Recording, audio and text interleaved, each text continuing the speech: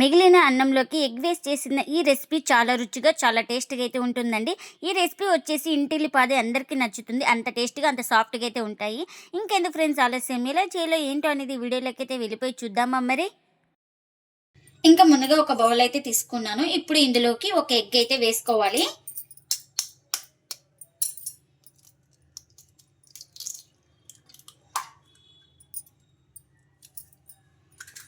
ఇంకా ఇప్పుడు ఇందులోకి హాఫ్ కప్పు అన్నం అయితే వేసుకుంటున్నాను. నేను ఇక్కడ మిగిలిన అన్నం అయితే వేసుకున్నాను. మీరు కావాలంటే ఫ్రెష్ ఇది చేసుకొని గాని వేసుకోవచ్చు.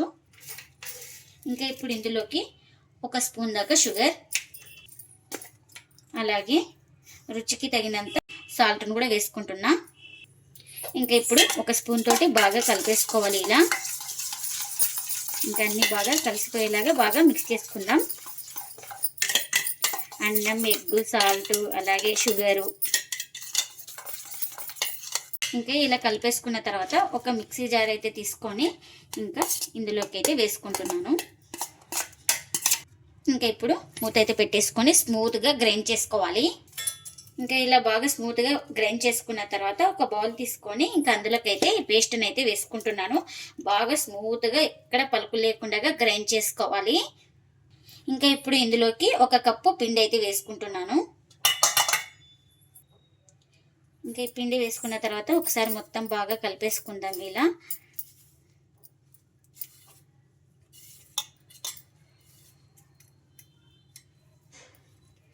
ఇంకా నేను తీసుకున్న క్వాంటిటీకి ఒక కప్పు పిండి అయితే సరిపోయింది పర్ఫెక్ట్గా. ఇలా మొత్తం బాగా కలిపేసుకోవాలి, ఎక్కడ ఉండలు లేకుండా చపాతీ పిండిలాగా. ఇంకా ఇలా మొత్తం బాగా కలిపేసుకున్న తర్వాత ఒక స్పూన్ ఆయిల్ అయితే వేసుకుంటున్నాను. ఇంకా ఈ ఆయిల్ కూడా వేసుకొని మొత్తం బాగా ఇలా కలిపేసుకోవాలి.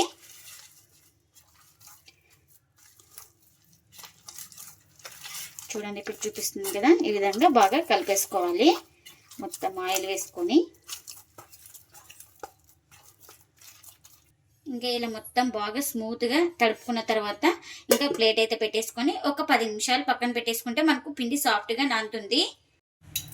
ఇంకా ఇప్పుడు ఒక బౌల్ అయితే తీసుకొని ఒక స్పూన్ పిండి అయితే తీసుకున్నాను. ఇప్పుడు ఇందులోకి ఆయిల్ కూడా వేసుకుంటున్నా. ఇలా ఆయిల్ అయితే వేసుకొని ఇలా ఒక పేస్ట్ లాగా తయారు చేసుకోవాలి. ఇంకా మనకు ఈ విధంగా అయితే ఉండాలి. ఇంకా ఇప్పుడు దీన్ని పక్కన పెట్టేసుకుందాం. ఇంకా ఇప్పుడు ఒక 10 నిమిషాల తర్వాత అయితే చూడండి పిండి కూడా బాగా సాఫ్ట్గా నానింది కదా, ఇలా ఉండాలి మనకు పిండి అయితే. ఇప్పుడు మొత్తం ఇలా ఒకసారి బాగా కలిపేసుకుందాం ఈ పిండిని. ఇంకా ఇలా కలిపేసుకున్న తర్వాత మనకు ఏ సైజు కావాలో ఆ సైజు పిండి ముద్దనైతే తీసుకుంటున్నాను. నేను ఇక్కడ ఈ సైజు అయితే తీసుకున్నాను. ఇంకా ఇలా బాగా చుట్టేసుకోవాలి రౌండ్గా. ఇంకా ఇలా చుట్టేసుకున్న దాన్ని ఒక ప్లేట్లోకి అయితే తీసుకుంటున్నా. ఇంకా నేను తీసుకున్న పిండికి అయితే 4 పిండి ముద్దలు అయితే అయినాయి. ఇంకా నేను ఇక్కడ ఈ మ్యాట్ మీద చేస్తున్నాను కాబట్టి ఇంకా మ్యాట్కి ఆయిల్ అయితే అప్లై చేసుకుంటున్నా కాస్త. ఇంకా ఇలా ఒక పిండి ముద్దను అయితే తీసుకొని ఇంకా ఇప్పుడు దీనిపైన అయితే పెట్టేసుకున్నా. కొంచెం కర్రకు కూడా ఆయిల్ అయితే అప్లై చేసుకుంటున్నా. ఇంకా ఇప్పుడు ఇలా రుద్దుకోవాలి, పల్చాగా రుద్దుకోవాలి.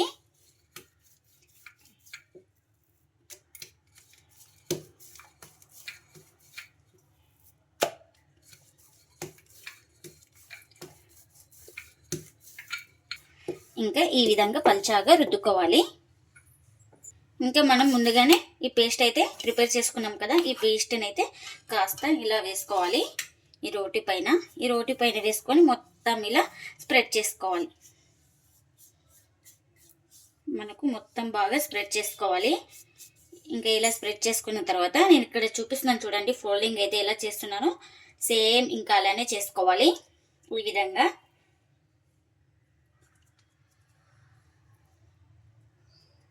ఇలా నేను ఇక్కడ చూపిస్తున్నాను కదా, సేమ్ ఇదే విధంగా చేసుకోవాలి.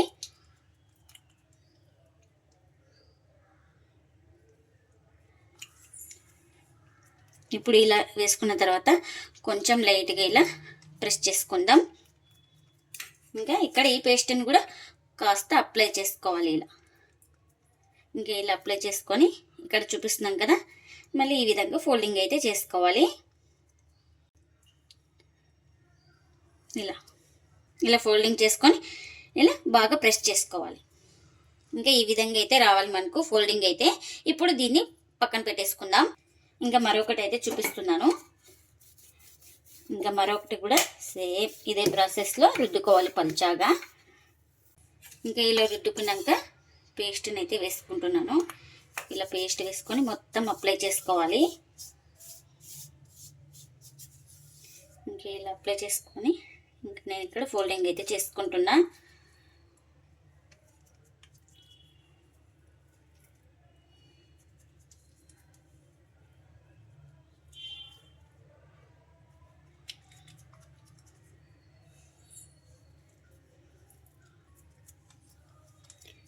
ఇంకా ఈ విధంగా ఫోల్డింగ్ చేసుకున్న తర్వాత మళ్ళీ కాస్త ఇలా పిండిని అయితే అప్లై చేస్తున్నాను. ఇలా అప్లై చేసుకొని లైట్గా ఇలా ప్రెస్ చేసుకోవాలి. ఇంకా ప్రెస్ చేసుకున్న తర్వాత మళ్ళీ ఇలా ఫోల్డింగ్. ఇంకా చూడండి అన్నీ ఇదే విధంగా ఫోల్డింగ్ అయితే చేసుకోవాలి. ఇలా కొంచెం ఆయిల్ అయితే అప్లై చేసుకొని ఇంకొక పిండి ముద్దనైతే తీసుకున్నాను. ఇలా ఫస్ట్ ఇలా బాగా ప్రెస్ చేసుకుందాం. ఇలా ప్రెస్ చేసుకున్న తర్వాత ఇలా రుద్దుకోవాలి. ఇక్కడ చూపిస్తున్నాం కదా, ఇంకా ఇక్కడ చూపిస్తున్నాం కదా, ఈ విధంగా అయితే రుద్దేసుకోవాలి. మనకు షేప్ అదేం అవసరం లేదు. ఇంకా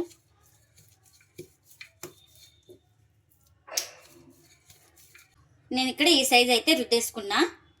ఇంకా అన్నీ ఇలానే రుద్దుకోవాలి. ఇంకా నేను ఇక్కడ కాల్చుకోవడానికి పెన్నం కూడా పెట్టేసుకున్నాను. పెన్నం కూడా హీట్ అయింది. ఇలా చేసుకున్నాం కదా, ఈ రోటిని అయితే వేసుకుంటున్నా. ఇంకొక సైడ్ కాలిన తర్వాత ఇలా ఇంకొక వైపుకి అయితే టర్న్ చేసుకోవాలి. నేను ఇక్కడ ఆయిల్ అయితే వేసుకుంటున్నాను. మీరు బటర్ కానీ గీ కానీ ఏదైనా వేసుకోవచ్చండి. టేస్ట్ అయితే చాలా బాగుంటుంది ఆయిల్ వేసుకున్నా కూడా. ఇంకా మరోవైపు అయితే ఇలా టర్న్ చేసుకొని ఈ వైపు కూడా కొంచెం ఆయిల్ అయితే వేసుకుంటున్నాను.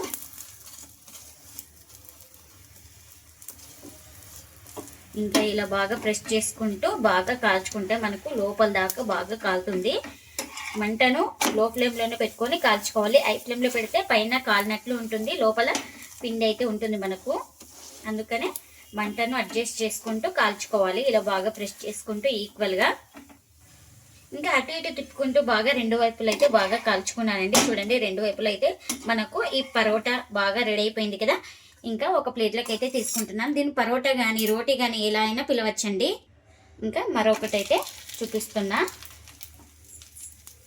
ఇలా కాస్త కాలిన తర్వాత ఇలా మరోవైపు అయితే ఇలా టర్న్ చేసుకోవాలి.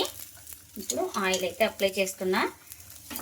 ఇంకా ఇలా ఆయిల్ వేసుకొని మొత్తం అప్లై చేసుకున్న తర్వాత ఇంకా మరోవైపుకి అయితే ఇలా టర్న్ చేసుకొని ఈ వైపు కూడా అప్లై చేసుకుంటున్నా. ఆయిల్ అయితే ఇలా బాగా ప్రెస్ చేసుకుంటే బాగా పొంగుతాయండి పరోటాలు అయితే. చూడండి